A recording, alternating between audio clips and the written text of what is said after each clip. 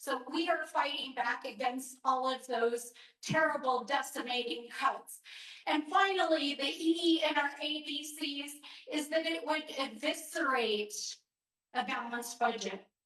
When we say this is the biggest cut in Medicaid, Medicare, and food assistance ever in American history, and this is the largest cut in taxes for billionaires in American history, it still isn't a balanced budget proposal because it would also require the largest deficit spending ever in American history and would cost you, the taxpayers, and future generations up to $5 trillion in deficit spending in the next 10 years.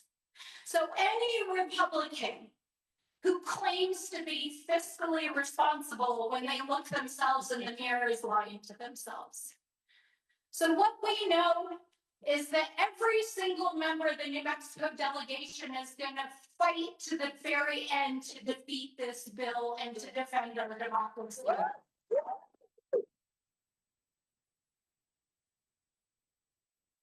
We know that no matter what your political stripes, what your feelings, what your background is, that New Mexico cannot afford what is in this bill. And so we are here tonight to hear from all of you, but we want you to know that we will fight with every ounce of our being. Thank you. We spent 3 straight days through 2 all-nighters and 28 straight hours in the Rules Committee and all through the night.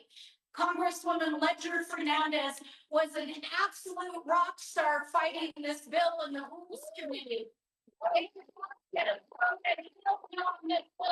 voted hell no on this bill. That's right. And we did everything we could in the House. We introduced 522 amendments, and the Republicans would not accept a single amendment.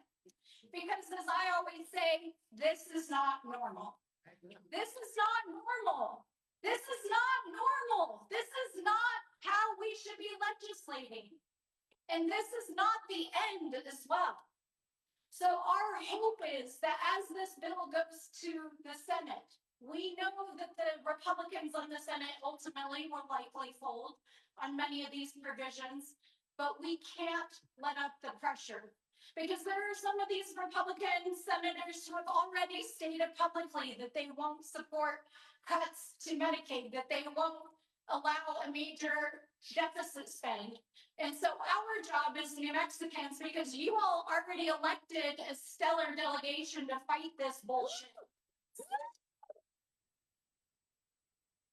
is to keep up the pressure on the rest of the institution, to continue to speak up, to continue to make calls, to keep organizing, and as we're working in our communities, to make sure that we are caring for each other.